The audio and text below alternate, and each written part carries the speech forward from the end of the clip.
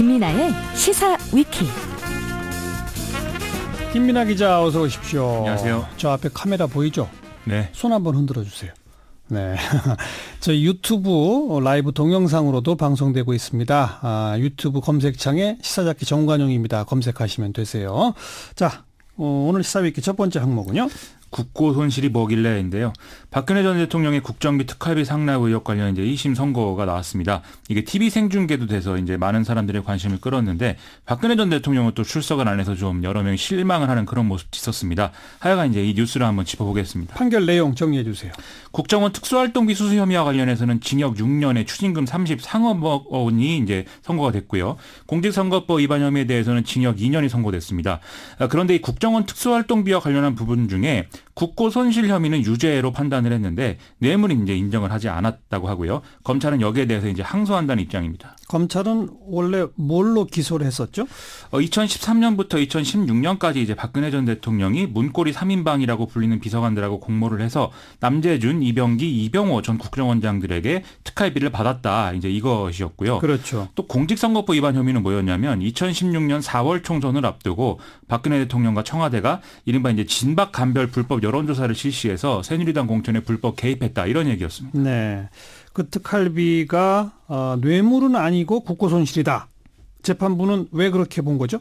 이 뇌물죄가 성립이 되려면 예를 들어서 국정원장들이 자기의 어떤 임명을 대가로 뭐 특활비를 상납을 했다든지 아니면 뭐 이걸 통해서 업무의 편의를 좀 기대했다든지 이런 정황을 좀 드러나야 되는데 뭐 그런 정황이 나오지는 않았다는 것이어서 증거 부족이라는 거고요. 예. 오히려 국정원장들은 특활비를 지원을 했음에도 불구하고 청와대와 이것 때문에 마찰을 빚는 등의 문제가 있었기 때문에 더더욱 이제 뇌물로 볼 수는 없다라는 게 재판부의 판단입니다. 그런데 국고 손실로 본 거는 또 어떤 거예요? 이 국정원 특활비라는 게 영수증이 필요한 돈은 아니지만 이 국정원장의 직무 범위 내에서 지출이 돼야 되는 그런 돈 아니겠습니까? 네네. 그런데 이것을 사실상 대통령이 자기 돈 쓰듯이 썼기 때문에 이게 이제 일반적으로 보면 횡령이라는 거고 네. 그래서 이 경우에 국고 손실로 볼 수 있다는 것인데요.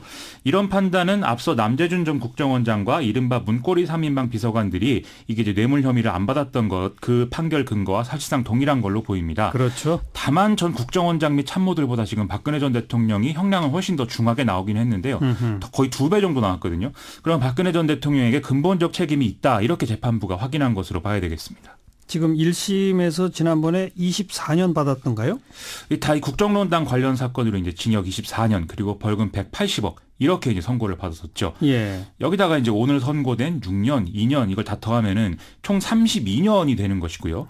그러면은 박근혜 전 대통령이 97살이 될 때까지 감옥에 있어야 된다. 이제 이런 결론에 이르는 것입니다. 네. 이제 다음 달 24일부터 국정농단 사건 2심 선고부터 쭉 나오기 시작할 건데 박근혜 전 대통령은 계속 출석을 안 할 것 같은데요. 검찰은 이제 이 재판에 대해서도 1심과 같이 징역 30년을 지금 구형한 상태거든요. 네. 그래서 앞으로 2심 또 대법원이 어떻게 나오느냐 좀 지켜볼 필요가 있습니다. 오늘 법정에 박 전 대통령 지지하는 분들도 많이 왔죠? 그렇습니다. 박근혜 전 대통령 지지자들이 방청석을 가득 메워서 뭐 경위가 배치되기도 하고 좀 만약의 사태에 대비하는 그런 좀 긴장된 분위기였는데요. 박근혜 전 대통령 선고가 나오니까 이 사람들이 이게 법이냐 인민재판을 중단해라 대통령은 무죄다 석방해라 이런 구호를 외치는 좀 소란도 있었습니다. 특이하게 제부인 신동욱 씨가 재판 방청을 했는데요. 재판부 판결을 존중한다라면서 역대 정권의 국정원 특활비도 공정하게 수사해야 된다 이런 발언을 하기도 했습니다. 네. 시사위키 두 번째 항목은요? 청와대가 오늘 기무사가 작성한 계엄령 문건과 관련돼서 추가로 파악한 사실들을 공개를 했는데요. 지난 16일에 문재인 대통령이 기무사와 각 부대 사이에 오고 간 문서, 보고 이런 것들을 즉시 제출하라 이렇게 명령했었죠. 네. 이 결과인데 내용이 좀 충격적입니다. 이 뉴스를 좀 짚어보겠습니다. 아주 세세하고 구체적이라면서요? 그렇습니다. 이 탄핵이 기각되면 광화문이나 여의도에 탱크와 장갑차로 중무장한 부대를 투입을 해야 된다. 이런 이제 계획이 이제 나와 있고요. 또 비상계엄 선포문하고 계엄 포고문 이거 이제 이미 작성이 된 그런 상태였다고 합니다. 여기에 이제 1979년 11.6이라든지 1980년에 신군부가 이제 계엄 선포한 거 이 문건이 참고 자료로 첨부가 돼 있다고 하고요. 또 계엄 성공을 위해서는 보안을 유지하는 상황에서 신속하고 선제적으로 조치를 취해야 한다. 이렇게 쓴 대목도 있다고 합니다. 단순히 그냥 그 검토만 해본 게 아니라 실행 계획이 세세하게 들어있다 이 말이네요. 한마디로. 그렇습니다. 이 계엄사령부가 보도검열단 9개 반을 편성해서 이 CBS를 포함한 방송 그리고 언론, 통신사 이걸 다 통제한다 이런 내용도 있거든요. 예. 제 생각에는 아마 이 시사잡기는 없어졌을 것 같습니다. 저도 여기 못 나왔을 것 같고요. 예. 그다음에 이제 계엄 해제의 경우에는 국회가 표결로 이제 해제를 할 수가 있긴 한데 이걸 막기 위해서 당시 여당인 자유한국당이 표결에 참여하지 않도록 해야 된다 이런 내용도 나와 있고요. 예. 또 국회의원 중에 현행범을 사법 처리해서 정족수 미달을 유도해야 된다 이런 내용도 있으니까 매우 구체적인 그런 계획이었다고 봐야 되겠죠. 그러니까 시위에 동참한 야당 국회의원들은 체포해가지고 구속시켜서 그렇죠. 정족수 미달을 만든다 뭐 이런 얘기로군요. 그렇습니다. 계엄사령관은 역시 육군참모총장으로 돼 있죠. 원래는 연합사령관이어야 되는데. 그렇습니다. 이게 비상계엄이 선포가 되면 계엄사령부가 이제 전권을 행사해야 되기 때문에 뭐 사법과 행정에 있어서도 이 권한을 행사해야 되니까 이 합참의장이 사령관을 맡는 게 자연스럽다. 이게 일반적인 견해거든요. 합참의장. 그렇습니다. 예. 이게 뭐 법에 근거가 있지는 않다고 하는데 어쨌든 이게 자연스러운 것인데 이게 육군참모총장으로 돼 있으니까 뭔가 의도가 있는 거 아니냐 이런 지적들이 계속 나왔었죠. 네. 이게 결국 사람의 문제 아니겠느냐 이런 얘기인데요. 당시 이순진 합참의장은 삼사관학교 출신이고 지금 장준규 육군참모총장 당시에 육사 출신이기 때문에 이걸 고려한 거 아니겠느냐 이런 얘기인데요. 특히 장준규 대장의 경우에는 군 내 성소수자 색출을 지시하는 등의 좀 정치적 색깔이 또 명확한 인물이어서 더 아마 이게 고려됐을 거다 이런 추측도 해볼 수가 있습니다. 네. 또 관련해서 오늘 나온 내용 중에 이렇게 같이 봐야 될 부분이 국정원 통제 관련 대목인 것 같습니다. 그럼 어떤 내용이에요? 국정원장은 계엄사령관의 지휘 통제에 따르도록 대통령이 지시를 해야 되고 국정원 2차장이 계엄사령관을 보좌하도록 한다. 이렇게 돼 있거든요. 그러면 이게 실권은 국정원 2차장이 갖게 되는 거 아니겠습니까?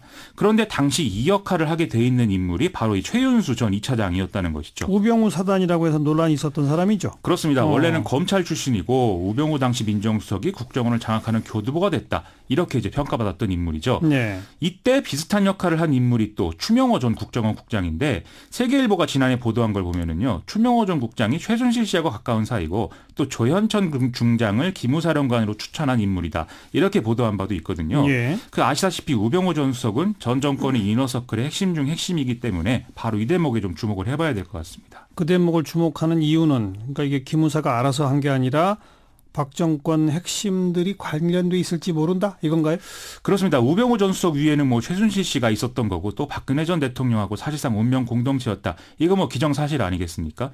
또 군과 청와대의 중간다리 역할을 해야 했던 김관진 전 국가안보실장이라든지 이런 사람들을 다 포함해서 국정농단의 주역들을 다 조사를 해야 전체적인 윤곽이 나오지 않겠는가 이런 네. 생각이 좀 드는데요. 이 특별수사단의 행보를 앞으로 좀 지켜봐야 되는 이유인 것 같습니다. 그렇죠. 자, 시사위키 세 번째 항목은요. 북한 노동신문이 문재인 대통령을 지금 비난하고 나섰는데요. 왜 이러는지 남북관계의 어떤 부분이 문제인지를 한번 짚어보겠습니다. 뭐라고 비난했습니까? 중대한 시기에 함부로 설쳐대지 말라면서 뭐 허황된 운전자론에 몰입돼서 쓸데없이 훈시를 해대는 것은 불행한 결과를 초래한다. 이렇게 얘기를 하고 있고요. 또 판문점 선언 이행을 얘기하지만 미국 상전의 눈치만 보면서 아무런 실천적 조치를 안 한다. 이런 불평도 있습니다. 또 싱가포르에서 문재인 대통령이 북미 정상이 약속을 안 지키면 국제사회의 엄중한 심판을 받게 될 것이다. 이렇게 얘기한 것도 콕 집어서 비난하는 그런 상황입니다. 근데 왜 이제 와서 이런 비난을 할까요? 그 뭔가 당면한 현안이 문제가 아니겠느냐 이런 해석이 가능한데요. 아무래도 외국 선박 두 척이 대북 제재 결의상의 금수 품목인 북한산 석탄을 국내로 실어 나르다가 이 미국의 민간 위성업체가 촬영한 사진에 찍힌 게 이게 좀 이유가 아닐까 이런 생각이 드는데요. 네. 이 배들은 뭐 파나마, 시에라리온 소속이라고 하는데 러시아에서 석탄을 싣고 인천과 포항으로 들여왔는데 이게 약 9천여 톤 정도 된다고 하니까 문제라는 것이죠. 바로 그 석탄 때문에 지금 미국도 민감하게 반응한다면서요? 그렇습니다. 지금 당장 국무부가 유엔 제재를 위반해서 북한 정권을 지원하는 주체에 대해서는 독자적 행동을 취하겠다 이런 입장을 내고 있거든요. 그러면 우리도 대북 제재에 관한 강한 메시지를 같이 낼 수밖에 없는 것이기 때문에 북한이 좀 여기에 대해서 대응을 하는 거 아니냐 이렇게 볼 수 있는 대목이고요. 최근에 그렇지 않아도 트럼프 대통령이 북한의 저자세다 이 비난받고 있지 않겠습니까? 예. 좀 이런 것들을 의식한 양쪽에서 어떤 견제 이런 것들이 나오는 상황인 것 같습니다. 근데 좀 잘 해결돼야 될 텐데요. 그나마 다행인 게 북한이 우리를 비난할 때 어떤 호칭을 사용하는지를 좀 봐야 되는데 네. 이번에 보면은 문재인 대통령을 직접 지칭하지는 않았고 뭐 그 누구 뭐 이렇게 돌려서 언급을 했다는 거거든요. 아하. 이 정도면 뭐 아예 막 나가겠다는 건 아니기 때문에 좀 이거는 좀 더 이제 그 섬세하게 지켜봐야 될 필요도 있는 것 같습니다. 네, 수고하셨습니다. 고맙습니다. 김민아 기자였어요.